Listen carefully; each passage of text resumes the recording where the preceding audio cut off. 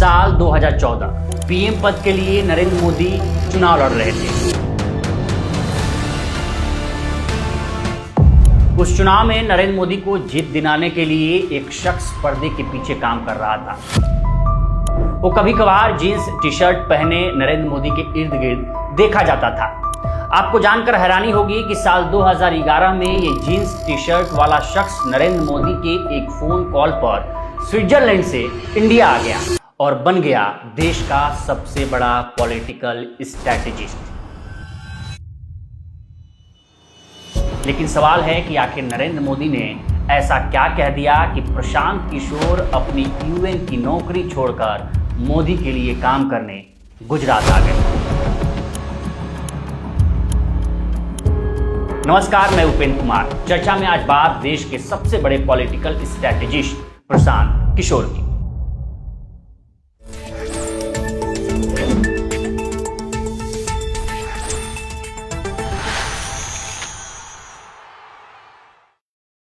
बिहार के रोहतास जिले में जन्मे प्रशांत किशोर की शुरुआती पढ़ाई अपने शहर में हुई। वो पढ़ाई में इतने शार्प थे कि इनके पिताजी को लगता था कि हमारा बेटा डॉक्टर या इंजीनियर बनेगा। लेकिन पीके उन दिनों क्या बनना चाहते थे शायद उन्हें खुद भी पता नहीं था। बिहार से बाहर निकलकर उन्होंने दिल्ली के हिंदू कॉलेज में दाखिला लिया, फिर वापस घर लौट गए। 2 साल ब्रेक लिया। उनसे पिछले दिनों एक इंटरव्यू में पूछा भी गया था कि वो पढ़ाई से जब ब्रेक लिए थे तो खाली समय में क्या किया करते थे। जवाब में उन्होंने कहा कि वही जो उस उम्र में युवा नहीं करते थे। हालांकि हिंदू कॉलेज से ग्रेजुएशन के बाद उन्होंने पीजी यानी कि पोस्ट ग्रेजुएशन पब्लिक हेल्थ से की।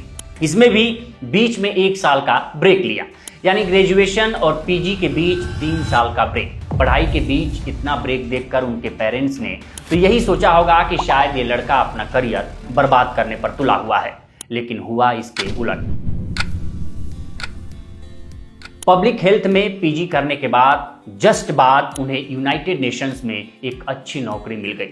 पहली पोस्टिंग हैदराबाद में हुई। यहाँ उन्होंने इतना जमकर काम किया कि उनकी गिनती यूनाइटेड नेशंस के काबिल लोगों में होने लगी। इसके बाद यूनाइटेड नेशंस के हेल्थ डिवीजन में प्रमोशन भी हो गया। इसके लिए उन्होंने स्विट्जरलैंड की राजधानी जिनेवा जाना पड़ा। जिंदगी अच्छी चल रही थी, सैलरी भी काफ़ी अच्छी थी और फ्यूचर भी ब्राइट था, लेकिन किस्मत को तो और ही मंजूर था। अब आया साल 2011। जिनेवा में काम के दौरान ही उन्होंने एक सर्वे किया जो 4 राज्यों में कुपोषण से संबंधित था। इसमें गुजरात, महाराष्ट्र, कर्नाटक और हरियाणा जैसे राज्य शामिल थे। सर्वे के बाद उन्होंने रिपोर्ट बनाई जिसका नाम रखा गया था malnutrition in high growth states in India. इस रिपोर्ट में गुजरात को सबसे नीचे रखा गया था। नीचे इसलिए क्योंकि गुजरात में कुपोषण की स्थिति सबसे ज्यादा खराब थी।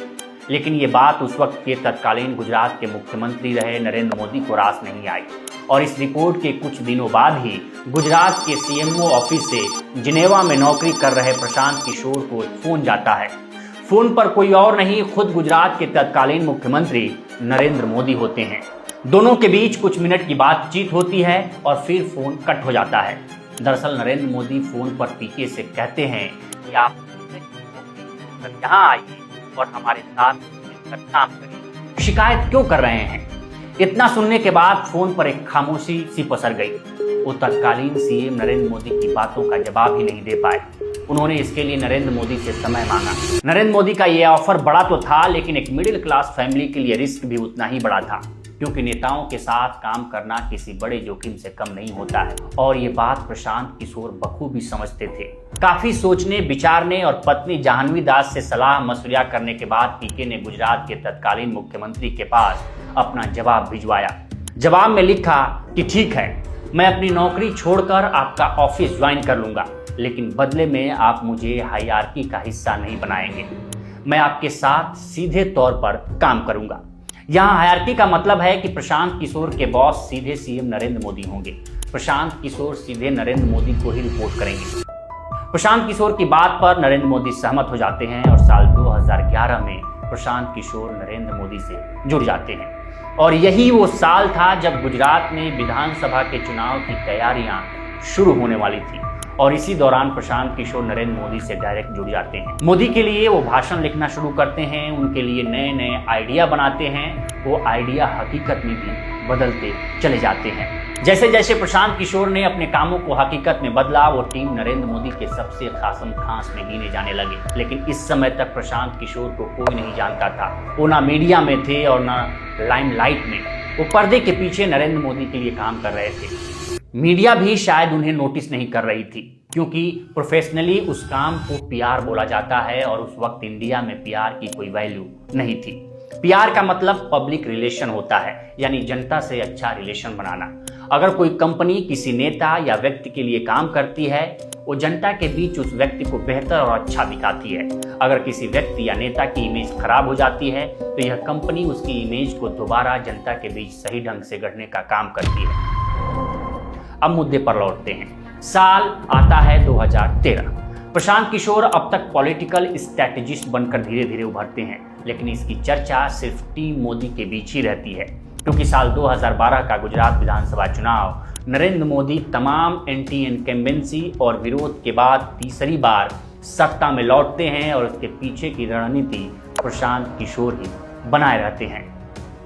प्रशांत किशोर साल 2013 में अपने 3 दोस्तों प्रतीक जैन, ऋषिराज सिंह और विनेश चंदेल के साथ मिलकर अपनी पहली पीआर कंपनी का गठन करते हैं, जिसका नाम रखा जाता है CAG। वो कैग नहीं जो सरकारी कैग है।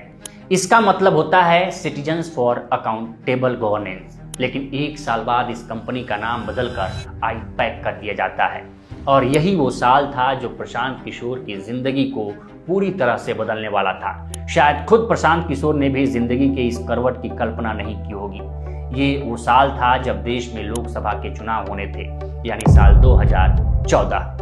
बीजेपी ने पीएम पद के लिए नरेंद्र मोदी की घोषणा कर दी थी। मोदी लगातार कांग्रेस नेताओं पर हमला बोल रहे थे, उनके भ्रष्टाचार की पोल खोल रहे थे।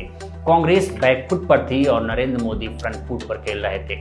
मीडिया से लेकर सोशल मीडिया, हर जगह नरेंद्र मोदी की उपस्थिति थी। मोदी जैकेट से लेकर गुजरात मॉडल और अच्छे दिन आने वाले हैं जैसे स्लोगन सब देश की फिजाओं में तैर रहे थे। बालक हो या युवा या बुजुर्ग, सबके जुबान पर नरेंद्र मोदी की चर्चा हो रही थी। चाय की चुस्कियों में नरेंद्र मोदी तो चौराहों की बैठकी में भी बात नरेंद्र मोदी की ही। जब नतीजे आए तो बीजेपी ने अपने इतिहास में पहली बार 282 सीटों के आंकड़े तक पहुंची और देश की सबसे बड़ी पार्टी कांग्रेस 44 सीटों पर सिमट कर रह गई। लेकिन नरेंद्र मोदी के लिए इतना बड़ा कैंपेन कौन कर रहा था? इसके पीछे दिमाग किसका था? इस सब के पीछे जींस टी शर्ट पहने उस 37 साल के युवा का दिमाग था, जो बाद में भारत की राजनीति का सबसे बड़ा पॉलिटिकल स्ट्रैटेजिस्ट कहलाया। इस चुनाव में जब कांग्रेस नेता मणिशंकर अय्यर ने नरेंद्र मोदी को चाय बेचने वाला कहा, तो प्रशांत किशोर ने इसे पॉलिटिकल मोड़ दे दिया। नरेंद्र मोदी के लिए चाय पर चर्चा का कार्यक्रम डिजाइन कर दिया। जब कांग्रेस नेताओं ने गुजरात दंगों की याद दिलाई, तो प्रशांत किशोर ने इसे अच्छे दिन आने वाले हैं जैसे स्लोगन से मात दे दी। जब कांग्रेस नेताओं ने मोदी को चैलेंज किया, तो प्रशांत किशोर ने मंथन जैसे कार्यक्रम डिजाइन कर दिए और गुजरात मॉडल को आगे कर दिया। रन फॉर यूनिटी जैसे कार्यक्रम चलाए गए।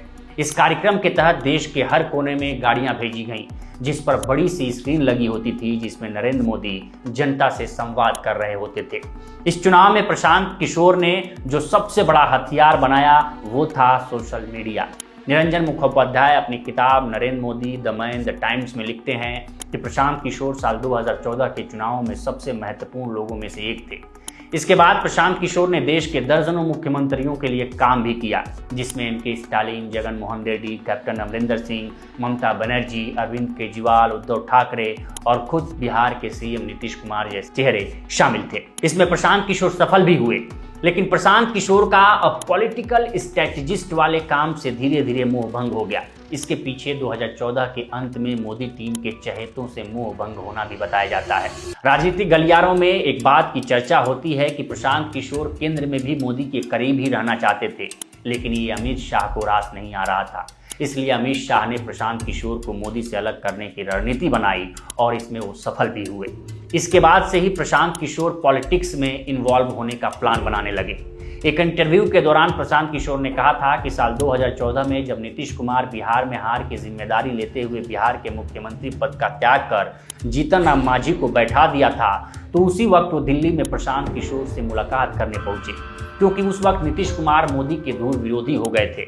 उन्होंने एनडीए का साथ छोड़ दिया था और मोदी के खिलाफ प्रचार शुरू कर दिया था। इस दौरान किसी ने उन्हें प्रशांत किशोर के बारे में बताया था कि मोदी को जिताने में बिहार का लड़के का बड़ा दिमाग है। इसी को सुनकर नीतीश कुमार प्रशांत किशोर से मिलने दिल्ली पहुंचे थे। मुलाकात में प्रशांत किशोर ने नीतीश कुमार को सलाह दी कि अगर आपको 2015 का विधानसभा चुनाव लड़ना है और जीतना है तो दोबारा बिहार के मुख्यमंत्री की कुर्सी पर बैठना होगा। प्रशांत किशोर की सलाह पर ही नीतीश कुमार ने जीतन राम मांझी को तुरंत कुर्सी से हटाया और खुद सीएम की कुर्सी पर बैठ गए। इसके बाद 2015 के विधानसभा के चुनाव की कमान प्रशांत किशोर ने अपने हाथ में ले ली। मोदी को मात देने के लिए पीके ने दो धूल विरोधी नेताओं को एक किया, यानी नीतीश कुमार और लालू प्रसाद यादव। इससे पहले कहा जाता था कि सूर्य पश्चिम से उग सकता है, लेकिन नीतीश और लालू एक नहीं हो सकते।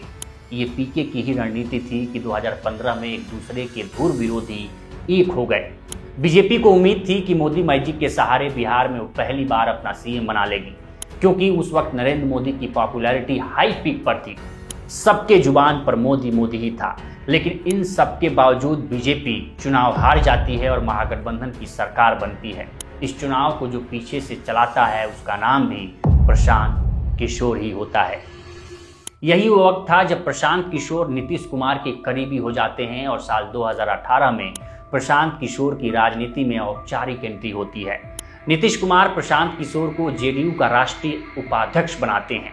ये प्रशांत किशोर को डायरेक्ट जेडीयू में लेटरल एंट्री थी, लेकिन इसके अगले साल ही जेडीयू आरजेडी के रिश्ते खराब होते हैं और नीतीश कुमार एक बार फिर बीजेपी के साथ मिलकर सरकार बनाते हैं और प्रशांत किशोर को पार्टी से बाहर कर दिया जाता है। प्रशांत किशोर दोबारा अपने पुराने कारोबार पॉलिटिकल स्ट्रेटेजिस्ट के रूप में आते हैं और ममता बनर्जी एमके स्टालिन को चुनाव जिताते हैं। 2022 में फिर से नीतीश कुमार बीजेपी को छोड़कर आरजेडी के साथ हो लिए।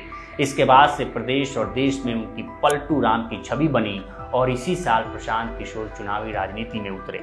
उन्होंने पूरे प्रदेश में जनसुराज यात्रा की शुरुआत की और 2.5 सालों तक लगातार पैदल चलते रहे। फिर उन्होंने जनसुराज पार्टी का गठन किया और पहली बार साल 2024 में 4 सीटों पर उपचुनाव लड़ा, जिसमें उनकी पार्टी को 10% से ज़्यादा वोट मिले।